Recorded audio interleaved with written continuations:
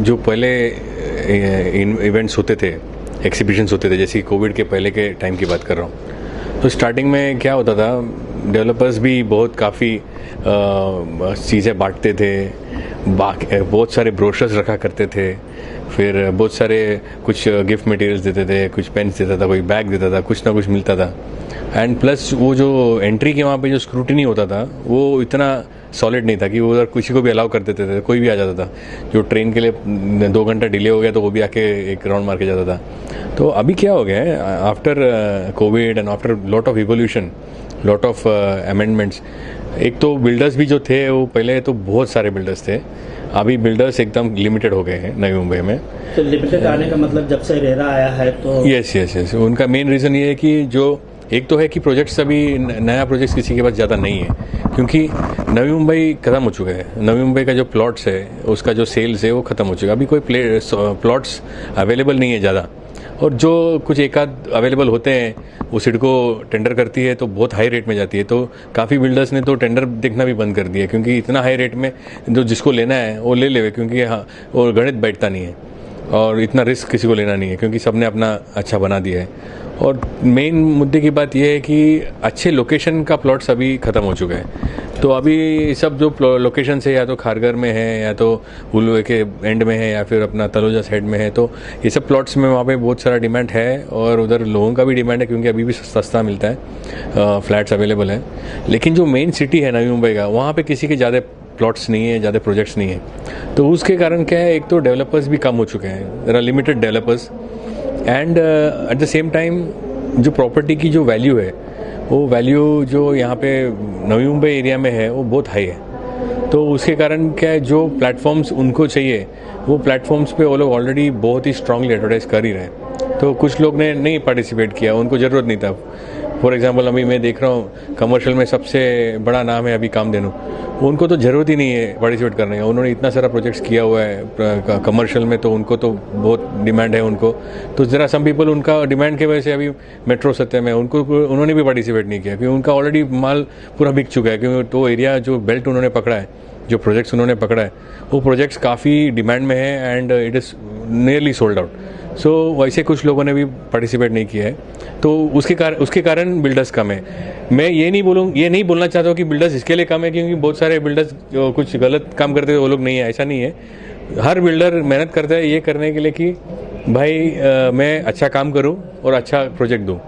तो builders fraternity को कभी मैं बदनाम होने नहीं दूंगा, कि मैं बोलूँगा कि वो बंदे ने भी ट्राई किया होगा, अगर कुछ हुआ, वो हादसा हुआ या फिर उसकी हालत ऐसी होगी इट में because of some over trading और other rash decision, but builder fraternity itself एक बहुत ही कमिटेड, अगर किसी को अपनी रात की नींद गंवानी है तो वो बिल्डर बन जाए, क्योंकि उससे ज़्यादा रिस्क टेकिंग एपिटाइट और decision making capacity, quick decision making capacity, financial distress, marketing में जो स्पेंड, मार्केटिंग के लिए जो कमिटमेंट, प्रोजेक्ट डिलीवरी का कमिटमेंट, इससे ज़्यादा रिस्की और कोई बिजनेस नहीं है।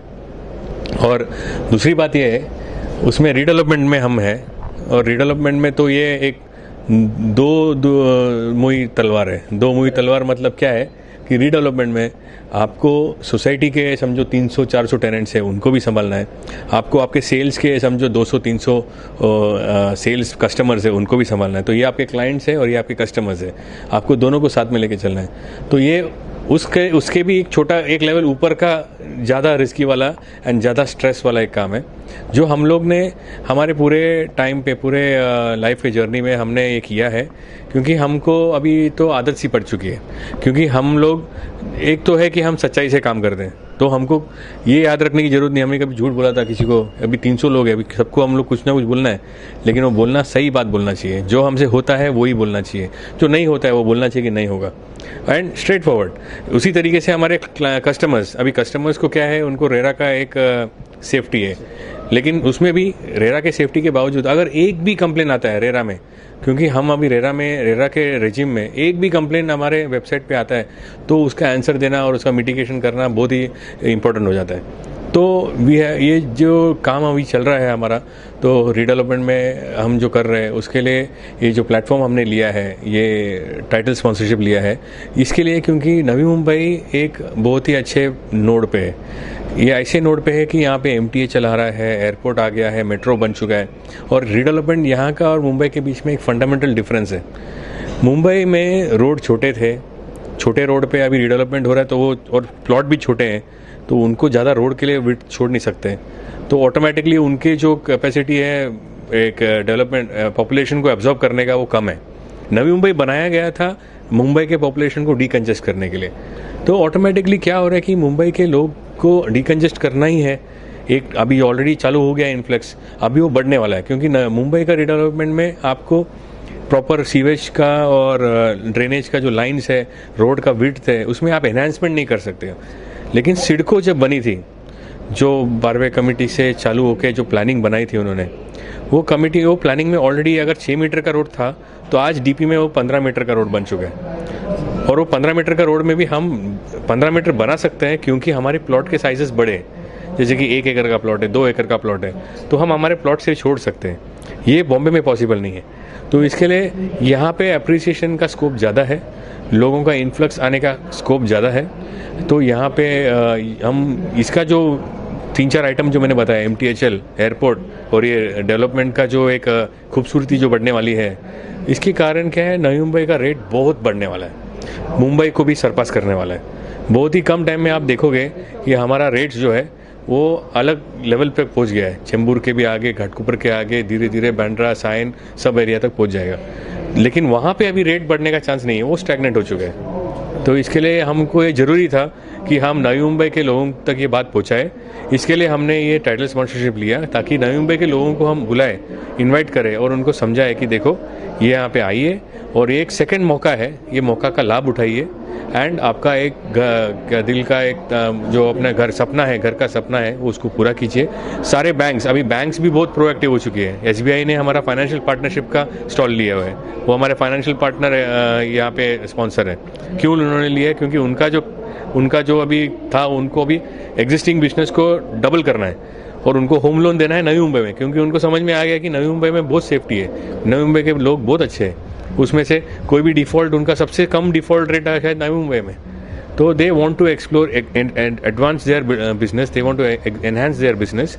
तो ये सब रीजंस की वजह से आप आइए, यहाँ पे लोन्स भी अवेलेबल हैं, अच्छे प्रोजेक्ट्स अवेलेबल हैं, अच्छे डेवलपर्स के, एंड टाइमली डिलीवरी वाला है। और मेन एक फंडामेंटल थिंग दूसरा क्या है कि टाइटल क्लियर प्रॉपर्टी। रीडेवलपमेंट में आग बंद करके आप प्रॉपर्टी खरीद सकते हैं। क्यों? क्योंकि कोई फ्री होल्ड लैंड या फिर 12.5% या 22.5% का प्लॉट अगर कोई खरीदता है, वो किसी के पास से खरीदता है, 3-4 चेन ऑफ डॉक्यूमेंट्स होता है, उसमें से खरीदता है, उसके अंदर किसी का कुछ केस हो गया, किसी का कोई हेयरशिप का मैटर हो गया, कुछ भी हो गया। ये तो सिडको का प्लॉट था, गोल्ड प्लॉट है, सोसाइटी को दिया हुआ। इसमें आप आग बंद करके आप प्रोजेक्ट में इन्वेस्ट कर सकते हैं, और आपको इसमें एक सक्सेसफुल प्रोजेक्ट, एक फ्लैट मिल सकता है एक छोटे रेट में। और दूसरा, हमारा जो रेट्स भी है, हम लोग कॉन्ट्रैक्टर्स हैं, हम लोग सिविल इंजीनियर्स हैं, इलेक्ट्रिकल इंजीनियर्स हैं, हम लोग कॉन्ट्रैक्टिंग करते थे। ये पाम बीच रोड का पूरा हम लोग ने किया है, NRI complex, Mulund Airoli bridge.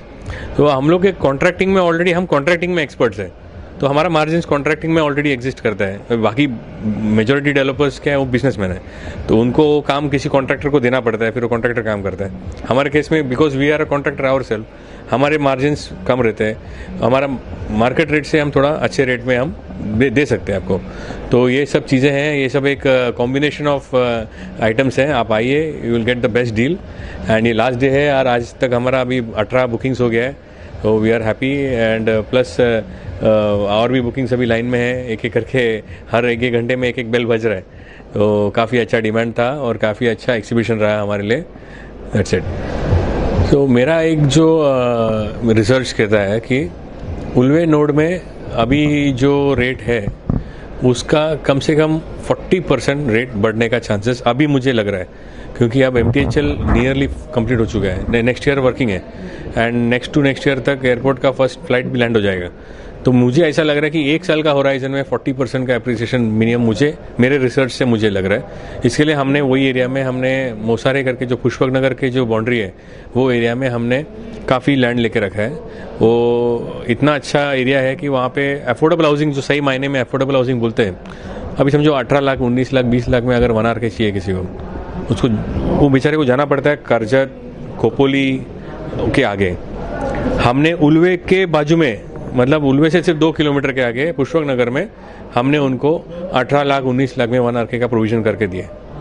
और ये एक सच्ची में एक चैरिटी है कि, लेकिन हम लोग को एक करना था क्योंकि हमको CSR एक्टिविटीज़ के अंदर में भी करना था, प्लस हमको कुछ ITC का भी प्रोजेक्ट्स करना था। वो हिसाब से हमने प्रोजेक्ट मेरे पिताजी ने एनविजन किया था, क्योंकि हमारे भी कुछ स्टाफ है, उनको भी बस भी अभी इतने साल से काम कर रहे हैं, वाशी में काम कर रहे हैं, उनके पास घर नहीं, उनको दूर से आना नहीं पड़े इसके लिए। तो और लोन 95% लोन अवेलेबल है, तो इसके लिए वो भी प्रोजेक्ट हम डिस्प्ले पे रखे हैं। ये दिसंबर महीना पूरा हम लोग रखे हैं। दिसंबर महीने के बाद में जनवरी में हमारा एक प्राइस रिवीजन होने वाला है, क्योंकि मैं जानता हूँ कि एग्जीबिशन के बाद में इसका एक ट्रिकल इफेक्ट बोलता है उसको, ट्रिकल मतलब पानी ऐसा फ्लो होता है ना, तो वहाँ पे स्टार्टिंग में पानी, वहाँ पे एग्जीबिशन था, एग्जीबिशन से थोड़ा टाइम तक ये ट्रिकल होगा, तो ये इन्फॉर्मेशन भी ट्रिकल होगा, लोगों का भी ये अवेयरनेस ट्रिकल होगा। अभी लोग आज आके गए हैं संडे को, आज शायद वो लोग आने वाले हैं वापस। कोई लोग ने फ्राइडे को देख के गए थे, संडे को फैमिली को लेके आए और अभी डिसीजन लेने के लिए आ जाने वाले, तो लाइंड अप है। तो कुछ लोग शायद नेक्स्ट वीक में आएंगे, मतलब ये वीक में आएंगे या फिर न्यू ईयर के पहले आएंगे, क्योंकि उनको कैपिटल गेंस का भी इशू रहता है कि ये साल के अंदर में ये साल में लिया है मैंने, फाइनेंशियल ईयर एक हो गया, इकोनॉमिकल ईयर ये हो गया, तो उसमें वो लोग लेना चाहते हैं, तो they will take a decision and we have kept it open till December. So दिसंबर महीने तक हम लोग ये पूरा ये ऑफर्स चलाएंगे। And market price is anyway going, ऊपर जा रहा है, वो रुक नहीं रहा है, तो दैट वो जैसे जितना रिवीजन होगा उतना थोड़ा रिवीजन तो हम करेंगे, लेकिन ये offers are available for everyone. See BNM, I am part of BNM also, CREDAI. My father was among the few of the founders, starting से we are in the first exhibition से हम लोग साथ में हैं। एंड जो BNM की team है, उन्होंने आज तक जितने भी एग्जीबिशंस किए, इनफैक्ट मुझे लगता है ये एग्जीबिशन उनके बुक में, उनके चैप्टर में कहानी लिखी जाएगी कि ये सबसे बेस्ट एग्जीबिशन रहा है, क्योंकि जिस तरीके से उन्होंने ऑर्गेनाइज किया है, जो उन्होंने रीच पैदा किया है, क्योंकि उसमें नया ब्लड भी आया है, जैसे कि नए लोग, जैसे कि अभी भद्रा सर के बच्चे प्रतीक है और बाकी लोग हैं, वो लोग जब वो जो यंग जनरेशन आ चुकी है, तो उन्होंने सोशल मीडिया के प्लेटफॉर्म को यूज़ करके, इन्फ्लुएंसर्स को यूज़ करके एक अलग ही रीच पैदा किया है। तो ये रीच एक साल पहले तक नहीं था, ये जो इस साल उन्होंने जो किया है काम, बहुत ही काबिल तारीफ है। एंड मैं तो बोलता हूँ जो रेस्पॉन्स हमने एक्सपेक्ट भी नहीं किया था इतना रेस्पॉन्स।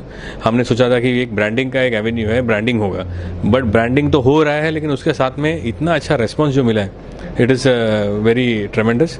एंड मुझे I wish them best of luck and I thank them for इतना अच्छा कोऑर्डिनेटेड इवेंट। इन्होंने इतने अच्छे से उन्होंने इवेंट को मैनेज किया और एकदम एक टीम के जैसा, मैं भी उनके साथ में जुड़ के एक टीम के जैसे हमने सबने ये इसको सक्सेसफुल तक लेके गया, ऐसा मुझे लगता है।